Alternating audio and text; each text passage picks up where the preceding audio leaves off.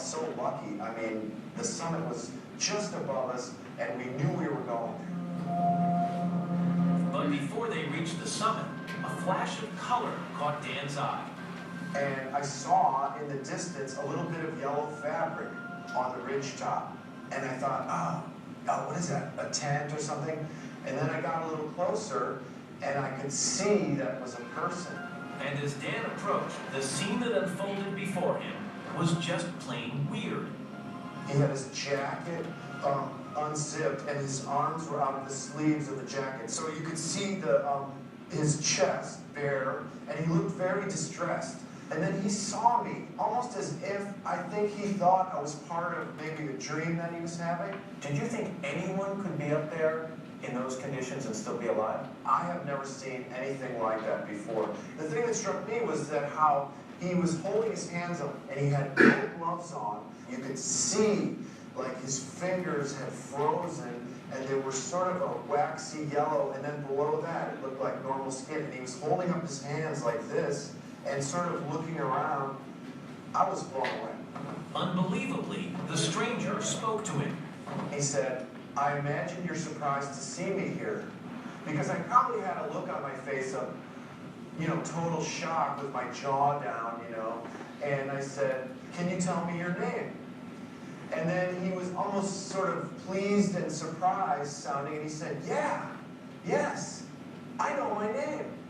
And then he said, my name is Lincoln Hall. Lincoln Hall? Could it really be that the same man who'd been declared dead more than 12 hours ago was alive? Dan Mazur snapped some pictures, even as he began to help Hall. And I said, let's get your gloves on, let's get your hat on, let's get your coat on, let's get some oxygen on you. Dan quickly understood Lincoln had been there all night long. It was a miracle Hall was alive. But Dan knew he didn't have much more time left. We gave him a lot of water. We gave him some candy bars, some Snickers bars, and we started trying to get him to put his gloves on. I said, okay, hold out your hand, Lincoln, and he put his glove on, put his other glove on. Okay, we found his hat, put your hat on. But despite the biting minus 20-degree temperature, Hall resisted Dan's efforts like an unruly child. And then he started taking his gloves off. He started taking his hat off and unzipping his coat. And I was saying, no, it's really cold out here. Why don't you keep those gloves on? It looks like your hands are frozen. Why don't you keep your hat on? Because he was also shivering really badly. Mazur realized Hall was hallucinating. He thought he was on a boat ride. He kept saying, I'm surprised you guys are on this boat ride with me. And they were surprised that Lincoln was trying to get out of his imaginary boat. In reality, he was perched on a high ridge and in danger of falling to his death. You gotta remember, he's on a platform like this with 8,000 feet on this side and 6,000 feet on this side, and he's kind of like leaning back, and he has his arms hanging down the top of this 8,000-foot cliff, and he was very unstable. Just then, two more climbers making their push for the summit approached. Dan hailed them. What followed was one of those moments on Everest that defines who you are and what you believe. He kind of looked away, and he said, I don't speak English. And he kept going. Okay, doesn't speak English. I don't know. And his partner came along, and, I said, good morning, and he said hi, and he kept going. Dan discovered later that both climbers did speak English. It was reminiscent of what had happened to the British climber David Sharp, who'd been left to die on Everest 10 days before. Lucky for Lincoln Hall, Dan Mazur was there. Dan and the two climbers he was guiding tied the unsteady Hall into their own climbing rope for safety. They radioed to Hall's team at base camp, but no one there was expecting news about Hall. Finally, they got someone who would talk on the radio, and the first thing he said to me on the radio was, you mean he's still alive? And I said, yeah, he's alive, he's talking, he's moving around, and he needs a rescue, and we need to have you guys come up here right away. At that moment, three men's dreams of reaching the summit died, so that Lincoln Hall could live. They stayed for 4 hours, watching over him until the rescue team arrived. It took Hall 11 hours to stumble 2 miles to safety at a camp lower on the mountain. had been left for dead just below the summit of Everest. But because of the choice 3 climbers made, he lived to tell the tale. But he lived to tell us his story. His hands and right foot still bandaged due to severe frostbite. His voice still hoarse from the bitter cold. Why did you live? Well, I guess that's a good question. Easy to die in that sort of situation. I knew that because I know people who've died that way. My first memory of that meeting was Dan grabbing me and telling me to sit down. He grabbed me because he thought I was going to fall off 10,000 foot drop. You're like 10,000 feet fall to one side, 6,000 or 7,000 feet to the other. But even as Hall was being rescued, his wife Barbara and their 2 boys still believed he was dead. Lincoln Hall's wife Barbara had spent the last 20 hours mourning his death on Mount Everest. She had no idea of his astonishing survival and rescue until one of her sons read about it on the internet and called out to her. Mum, you've got to come and have a look at this. And he was really elated, and I looked at it in disbelieving. I still felt some doubt, a strong doubt, in fact. She had more doubts a day later when the phone rang and the caller said he was her husband. It didn't sound at all like Lincoln, and I had said several times, is it really you? And he finally heard that and said, it is me, and I really hope you haven't started looking for another husband yet. And then that's him. It just felt such a relief that, in fact, the person that I knew and loved was there. Lincoln Hall was soon back in Nepal, getting treatment for his fingertips and toes, which he may lose to frostbite. He also thanked the man who made the decision to save his life. Days earlier, Everest guide Dan Mazur and his 2 clients had been standing just 2 hours away from the top of the world. The prize after years of hard work, risk, and hope. But they gave it up to save Lincoln Hall. Well, the first question I have is, how do you prepare for what the high altitude does to your brain? That's a great question, and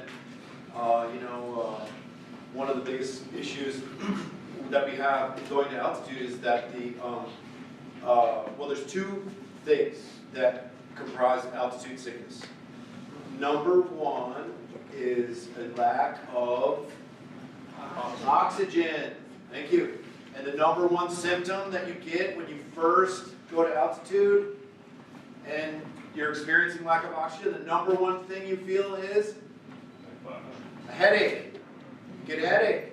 So if you've ever gone in your car too fast from, you landed in Denver, Colorado and drove up to Berthoud Pass or whatever it's called up there, and you got a headache. Okay, so number 1 symptom of altitude sickness, lack of oxygen. And the second symptom of altitude sickness, do you have any idea? Hysteria?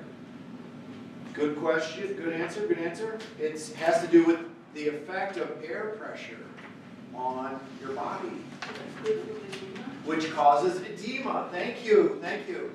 And edema is we refer to it sometimes as swelling. Basically, it's too much liquid being where it shouldn't be inside of you. So inside of your chest cavity, inside of your lungs, or inside of your skull. So if it's in your lungs, we call it pulmonary edema. Thank you. And if it's inside of your head, it's called cerebral edema. Thank you. What's your name? Ann. I'm Danny. Thank you for your help, Ann. And we experience these things, edema, also in the hospital setting here in medicine. We can have pulmonary edema associated with heart disease and cerebral edema, perhaps associated with some kind of trauma, head injuries. And because the pressure that we're used to down here at sea level is quite high, and when we go up to high altitudes, it's quite low up there. And so the osmotic pressure barriers in your body are not functioning or take time to adapt. So whatever's inside your cavity of your brain or your chest, it tends to swell up. And you can do experiments with this yourself by taking a bag of sealed potato chips or a can of Pringles from sea level up to Denver on a plane, and you can get off the plane and look in your hand luggage. The bag is quite puffed up because it's experiencing a pressure differential. And those are things that cause altitude sickness. And well, you know, it's a really good question. And the best thing to do is to go slowly. And if you experience altitude sickness, what should you do? Go down. Number one thing. Don't keep going up. Okay, like if you get a headache, try to rest. Thank you, Dr. Gungapatay. Thank you so much. Very nice. Thank you. And if you get a headache, don't keep going up. Try to rest, and hopefully it gets better. If it doesn't, go down. Okay, that's a rule of thumb. Other things you could do, you can take medication. There are some really good medicines that have been around for a long, long time, since the 1930s. There's been hundreds of studies done. Do you know the name? There's one called Diamox, or acetazolamide. It's a pH blocker. It's very effective. It's very simple. It has an indirect effect. And it's really good at increasing your red blood cell count, which is the way your body transports oxygen around inside of you. If you have more red blood cells, then your body will function much better. The Sherpas are an interesting example. Like, they're born up there. So they've been living up there at high altitude. And Sherpas and other tribes that live at high altitude, like Tamang, Rai, Mugger, there's so many. And those people are more naturally adapted to altitude. And we can see it when we go with a trip up to like base camp, and there's a mixed group of people. Some people who have lived at altitude their whole life, and some people maybe lived at sea level their whole life. And we can see the people that have lived at sea level, it's a bit more of a unknown how they're going to perform, because maybe they've never been up there. And the best thing you do is go really slowly and take a lot of rest days and not go up too much in each day. If you do have to go up a lot, then take a rest day. Try to let your body, because your body will adapt. So, Dan, I think we're kind of running out of time here because the class ends at 6:15 and we have other things to do. I want to thank you so much for being here. It's quite an honor that you've graced us with your presence and your films and your slides. And we hope that we can have you back again.